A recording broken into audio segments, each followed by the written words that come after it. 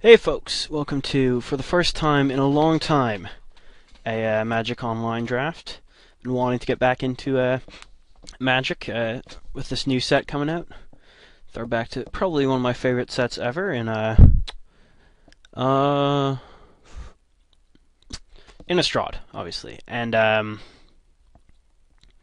Yeah, and then Time Spiral, another one of my favorite sets ever, is having flashback draft soon.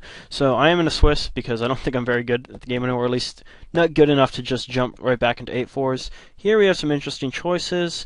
I think the best card is either this Geese's Bidding or this Chaplain guy. And I, this is also quite good, and there's always a part of me that says just take the rares. But I think I'm leaning towards the Geese's Bidding right now, because we don't leave any other great black cards in the pack, which gives an alright chance that one of these two kind of mediocre 5-drops will wheel. And that way we also we make it more likely we won't be in the same colors and others. Okay, so this pack, there's some. I think this card's pretty decent. Definitely kind of what you want to be doing on turn 4 with the red decks. There's not too much. Oh, this is a very hard. The best cards here, I'd say, are by far the blue cards, either the Reckless Scholar or the Sleep Paralysis, the removal. And I think I'm leaning towards the Scholar. I think, especially since we already have one Madness card, what the Scholar does in this set is just so powerful. Like Merfolk Looter, the 2-mana good old Merfolk Looter, would probably be an absolute bomb in this set.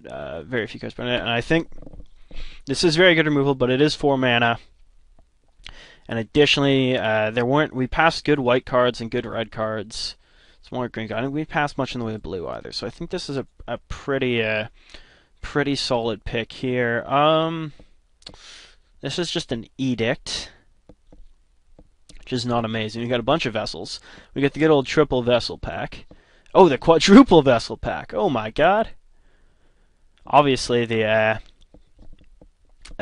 person passing to us took the red vessel out of the pack because they needed that high power mana making effect. Here, I think the best card is Angelic Purge. So maybe we're better off taking that Near Earth Chaplain. This guy's also pretty solid. He's a good 2-drop. Remember when Black just getting last Innistrad when we had Walking Corpse and it was for the first time ever a black 2/2 for 2. Look how powerful creatures are getting, and now we have this with a very relevant upside as a 2-drop. I don't know how much, if it's better enough than Angelic Purge. Same with these guys. I think Angelic Purge is better, enough better than either of those two cards, and it's also splashable, right? So I think we can take this and not have to make up our mind about any colors directly right now, because both these cards are decent, but they are no Angelic Purge. Okay, here we have a pretty sweet little rare in Asylum Visitor. This card's shit. Also good. Silver Strike is probably fine. It's a little expensive. The Crow seems pretty damn good, especially if you're doing Delirium stuff. This is fine 5-drop, fine 5-drop, just like little minor upsides. Especially in Tribe, this guy's fine. The Spider's actually quite good. I think I am going to take the rare here, though. It's always good to have 2-drops. It's just a 3-1 for 1 if you want to beat down. It has a Madness cost, so it synergizes well with our Looter. And, if you're empty on hands or they're empty hands, it can draw you some extra cards in the late game, which is pretty sweet. Alright. This pack... Thraben Inspector's actually pretty good. This guy's pretty alright as well. I don't know. What are our options here, really? Well, this is how you get away with the Mono Clues deck, but I don't think that's what our main plan is going to be. I think I'm going to take the Corpse Trawler here. I don't know, there could be an argument that I should just maybe ditch the blue, but it's not like we're seeing bad blue at this point. I think this guy's quite powerful enough that I think I want to stay on maybe the blue-black, splashing white for the Purge plan, and just take the Corpse Trawler here for some zombie tribal synergies. Here, oh, that's a pretty late Murderous Compulsion, so I think we're definitely right being in black. I think this card's pretty damn good, even if it's not the most efficient removal. And, geez, that really does look like Brian Kibler. And it has a Madness cost, and the more Madness cost stuff, the better at this point with our Reckless Scholar. So I think it's going to be a pretty easy pick there. Here, well, Could make the argument for this also as a badness cost. This is definitely not what you want to be doing limited most of the time. That's a fine trick. Geist is fine. This thing's pretty damn mediocre. I really don't like this because it's a sorcery. Vile Rebirth was alright actually back in the day, but I mean, either way, it's not like you're going to be doing casting it on turn 1 and turn 2 when the creature alone is sufficient, so you really want to have the trick ability. I think let's try Biting Rain. I mean, it's obviously pretty bad with the Spit Out Zombies plan, but it can work in decks like this. We can just think of and then we see Repro Flight Moonsilver, which I think is a fair bit better than our ghoul friend here. Probably a fair bit better than Gone Missing. Better than that. Yeah, I think we just take the Reaper here. Even if we don't end up in white, I still think it's just enough better than anything else. Okay, and the... so if we think we're going for Delirium, this is actually, I guess, a possible win condition. If we think we aren't, though, I mean, 8-drop is not something you can cast in every deck. But if we come up with a deck that can cast 8-drops, I'm alright going for it. Alright, and here, yeah, the Apothecary Geist is definitely a playable card. I think it's probably enough better than Nagging Thoughts. We can go that way. I am going to put the Angel on the sideboard for now. Here, this guy wheeled, which is really sweet. Definitely a playable 2-drop. Definitely something we'll pick up. And there is an Emissary for another flying 5-drop. Sure, we can take that pieces. I think it's looking like we're leaning white-black at this point, which means, yeah, I guess this guy's playable. He's not exciting, but, yeah, if we end up white-black, we definitely want to go a little more Delirium-y, but if we do go a little more Delirium-y, I guess that makes this guy a fair bit better, right? So, and you can probably splash if we see fixing. Like, it's probably worth splashing this guy in this format, like, especially with all the... We have a whole bunch of Madness cards, so I think we will. Let's maybe move this guy and think about a white-black splashing blue deck. Here, well, this is kind of funny, because the uncommons are absolutely busted. All the commons aren't really that great. We could have another one of these. We could have... This might be the best removal spell in the set. This is very good. Although, well, it has its flaws, like all of them. But I think it's actually better than Declaration Stone Limited, but I think Declaration Stone might be worth money. So I'm going to check that real quick with Declaration Stone hovered, and then we'll make our decision. Yeah, the Declaration is worth about 6 and a bit ticks, which is over the line. Usually, if it's over 5, I think it's worth taking if it doesn't hurt you too bad. And it's also still a very good limited card. Unfortunately, it's just next to a better removal spell, funnily enough, in this set. But you know, this can be better if they have tokens or some shit, and we're not going to be unhappy taking it. It's still pretty premium removal spell. I'm trying to think here.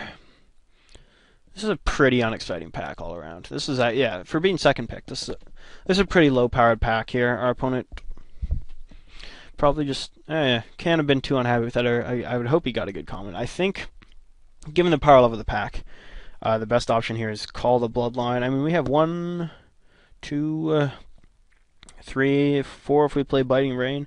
We already have 4 Madness cards, so I think this can be pretty good in our deck. And it also can discard any card, right? So if we want to be looking for Delirium for whatever reason, it's a pretty good way to get there. I think Call the Bloodline is our friend for sure. Here, jeez, what a meh pack. I think the best card is either the Uninvited Geist or, well, I don't know. All the blue, I think we're just going to end up taking a blue creature here, probably, because there's no real fixing. This doesn't count. We're not in green. Yeah, there's really not much of anything here for the white or black deck. I mean, this is a fine trick, I guess, but I think I'll take the Uninvited Geist, and possibly, give me a, I don't like how it just auto-stretches the window. We'll put it in the sideboard for now. Yeah. I think. Okay, here, Altered Ego's pretty sweet. That guy, obviously, in a different deck. I mean, we have a bunch of madness, but I just really do not like this card. Like, I'm gonna hover this actually because I think our deck could probably use the fixing. We have a bunch of double costs, and if we want to play our blue, that helps a lot. Because we don't really need Sanitarium Skeleton that bad. Although it is a kind of a sweet combo with Call the Bloodline. But yeah, the axe, just like, I mean, I understand it's powerful, but I think you have to have so much madness. And the thing is, the whole you're paying 4 mana. You want to have this on a creature the turn you play it, right? And if you do put on a creature turn you play, if you're playing it on curve or close curve, you might not have mana to madness something out. So then you're 2 for 1ing yourself just to like play Volshock Morningstar and also discard a card, right? Which it's just so unbelievably mediocre. I think that I don't. Yeah, not a big fan of the axe. Like, you have to have so much madness, and even then, you don't benefit on the turn you play it from your madness. If you want to also have it as that big power swing on the turn you throw it down, and it costs 4 mana for equipment. Like, holy fuck. I'm trying to figure. I think we probably want the 3-drop over the 2-drop here. Actually, we have no real 3-drops, and I think the Crow is better than the Cathar's Companion, at least in our deck, probably. This guy's obviously pretty solid. I don't know if we get Delirium in the late game, pretty good, but I think we'd rather just go with the Crow here, because that has a chance to turn on Delirium a little better on its own, and is also just a 3-drop, which our deck wants. Here, I think it's another 3-drop pick. Oh, come on, this is pretty sweet. Maybe we should be in blue after all. Oh well. But I think we want the Cathar's Companion here. I think it's a little better than Farbog Revenant, probably. At least if we want to be a little more aggressive, which honestly, it's very confusing as to exactly what our deck wants to do. Here, I think it's between the Crow and the Explosive Apparatus. The Apparatus is really just in the question because it can turn on Delirium, right? But yeah, I guess this is our only kind of big Delirium benefit at the moment. Well, maybe I do want to take it, because not having another Crow doesn't hurt me too bad, and I would like to turn Delirium on, and its removal. I think I'll take the Apparatus. That could be wrong. It's possible the Crow's just a fair bit better, but well, if we want to go hard self-milling ourselves, Racial Epitaph Golem is definitely the card of interest. But like I said, we don't really have the resources to just full mill us. That's more a thing the green Delirium decks specialize in, I would say. And so I think the Rats might be a little better. But Worker Witch is obviously very good for enabling Delirium, but I don't think it's, and I would have taken it over like the Cathar's Companion, but I think actually, maybe it's the Vessel here. Do we have... Oh, well, I ran out of time. Here we'll go with the Twins. But, yeah, maybe I should have taken this, like, so I don't have any enchantments. Like, I was trying to figure out if I even could enable Delirium with my current setup. And I think... Oh, these are all sorceries. What's this? Artifact, and then I have just creatures and sorceries? Oh, boy. Alright, well, I need some instants or something. But, yeah, we'll, I think we'll pick up the Twins there. Could be worse. Well, here's, if we have to play this, I'll be unhappy, but it is an enchantment. And this is another, well, it's a sorcery. So, okay, well, Sanitarium Skeleton here is pretty fine. And sure, another Emissary. Probably won't play both of those. Skeleton Key. Well, that's not terrible, is it? Like, actually, we have a lot of madness. This might be playable. I'm going to leave it in the sideboard for now, but especially if we pick up more madness cards, I don't think this is bad at all. Like, it's just a shame it doesn't give up power. If this was like +1/+1 instead of Skulk and had the same looting ability, I think that card would be very good. Given that it isn't, it's a little more questionable, but I still think it's potentially very playable deck. Oh, we do have one enchantment, but this isn't an enchantment we want to go to the graveyard at all. Like, there's a chance we just mill it off Crow or loot it off Scholar, but not something we want to plan around. Yeah, alright, here... Well, there's this Devil's Playground card. Gee, this is a bit of an underwhelming pack for our colors again. This guy's the best creature in here, I think. This guy, how many vampires do we have? Just one there. Then we have the Call the Bloodline vampires, but that's it. This guy's vampire as well. We got a few vampires. The Inspiring Captain is probably better. What's this? Put target card. There's no way that's better than one of the creatures. I guess we're gonna go with the Inspiring Captain here. It's not the most exciting first pick, but we do have a fair amount of low drops. And you know what? If we just have like 30 fucking vampire tokens out, it's pretty sweet. So I guess we'll go with that. Okay, who do I like better as the Delirium payoff creature here? Inquisitors, Ox, or Perish Blade?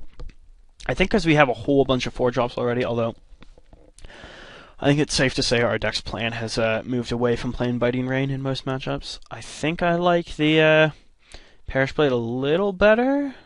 I don't know, this guy seems also like very sweet if you get Delirium, but I guess there's also the fact that as it stands, we've not figured out how exactly to reliably get Delirium in our deck. So, yeah, I think I'd rather go with the Perish Blade. It's just a more decent 3-drop. And there's another Biting Rain. There's a Warped Landscape. I think the Warped Landscape is going to have to be the pick here. This card is fucking god-awful. We definitely do not need another Binding Rain. This guy would be, I guess, alright if we end up playing the Skeleton Key. You don't really need a second skeleton ever. Yeah, there's just like, this card's probably the best card in here. Nothing too exciting, and the Landscape will help us get the blue to play our Reckless Scholar, as well as put a land in the graveyard for Delirium purposes. Here, there's a Stallion fella. I think the Spectral Shepherd's going to be the pick, though. Like, it's a Windrake on its own, which is already solid, and since we're planning on splashing blue anyways, if we can use that blue, like, Nishan, I think we have a couple guys here with come into play, or not always come into play, but, I mean, this guy, I suppose, if you have this guy, will always be on, and these guys potentially on, where you can, we can bounce them and replay them for their come into play effects, which seems pretty good. I think I'm not going to be too unhappy taking the Shepherd here, and here there's another Murderous Compulsion, which has got to be the pick. I don't think we need a second Warped Landscape. This enchantment, although in our colors, is by far the worst off-color uncommon. I think, at least. Yeah, this is just very, very poor. I mean, it's kind of neat that, like, you can skulk them by and then pump them all. Like, I see the appeal or whatever, but I don't think it's going to be worth doing, and I don't think any of these other cards here are better than another removal spell. So removal spell is what we will take. Would I rather have the Ox or the Pale Rider? The Pale Rider is pretty sweet. Exactly how much madness do we have again is kind of the question. I'll leave. You got 30 seconds here. Like, what we got? 3 there. And Sanitarium Skeleton's basically a loss and nothing. I think maybe I want the Pale Rider. It beats down a little harder than the Ox. And yeah, like I said, like, it's nice having Delirium in white-black, but we still, I don't know if we're ever going to get to the point where we have that reliable in our deck. I think I'd rather just go in on the white-black aggro deck, and this is also Spirit. We feel like card disadvantaging ourselves, which I hope we will not. Wicker Witch, I already have a Crow, right? I mean, Wicker Witch is pretty damn good at turning on Delirium. I think I'd rather have that than the other Crow. So I'm going to leave that selected. I'll just check briefly if Drowning Temple is worth money, because I know it sees a little play, but I think we're going to go with the, yeah, Drowning Temple's not worth shit. I think we're going to go with the Witch over the second Crow here.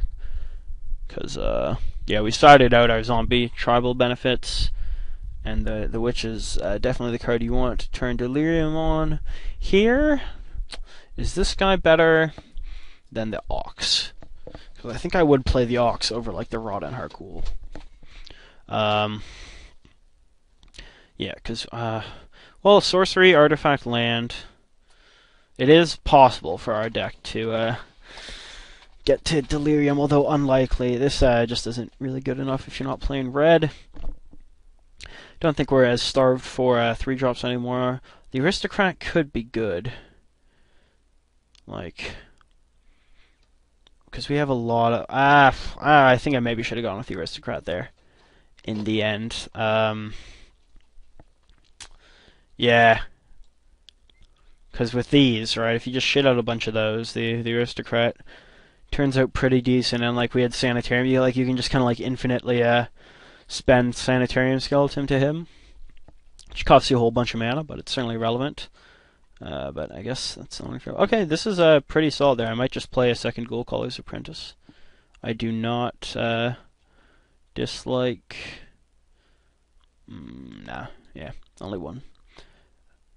Yeah, because I would have gone another Ox here anyways. Well, wham, too bad. Alright, we will throw the Inquisitor in there. I think that's less likely than some of our other drops to make the cut here. There's a Stallion we could potentially play, although, yeah, I don't think it's super likely. Obviously, we got some cuts to make. I haven't quite adjusted to making cuts while drafting. Yeah, here's how terrible that enchantment is. It made it all the way around to second last pick. And there's a Scab. And alright, deck turned out decent here. We got a bunch of removal. Like, I think we can get there. Got a Reaper. We definitely did not get enough Delirium potential to bring in this 8-drop, so that is not going to be the plan, but I think we're still going to follow through on splashing the Scholar, and nah, that's probably not worth splashing. That's definitely not. This guy maybe if we ended up with a bunch more zombies, but I think we'll be alright without him, so yeah, we'll see you in deck building. Alright, let's do that button. Then let's move this over here, and let's see what we want to do. Let me bring out the lands for now, just so we get an easy, accurate count. What do we not want in here? I think all our non-creature there is going to stay, so I think we can cut one of these emissaries. They are not too exciting. Really have to, like, I'm only even leaving one because I think they do form a decent combo with our guy there. All our low drops probably want to stay. I think the Stallion and the Ghoul are our weak 4 drops. What can we cut from here? Well, the Inquisitor probably. Let's get him out of there. And trying to think what else. I think probably. Well, I don't know. How much do I value the artifact? Because on the surface, this is just better than this card, right? But getting the artifact in the graveyard could be like. Let me check my is it still just this guy that really benefits me for getting Delirium? Oh, the Ox as well. Oh, and the Perish Blade.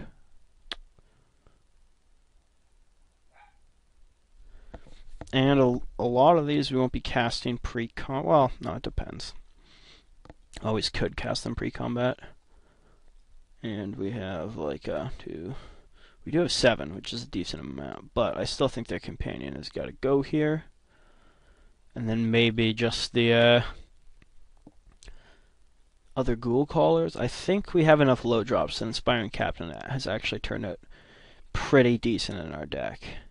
I don't want to cut the other Emissary because well, this is really a creature, eh? I don't want to cut the other Emissary because we picked up the Special Shepherd. We do have the Crow. Maybe I just cut the Wicker Witch anyways. That seems not great. Or I just cut this guy anyways. I could always cut the Twins, but the Twins are so sweet with like I think we got a whole bunch of discard stuff. We want the Madness stuff to stay. Although this guy isn't really amazing with Madness, should be told. If you want to play him on curve. I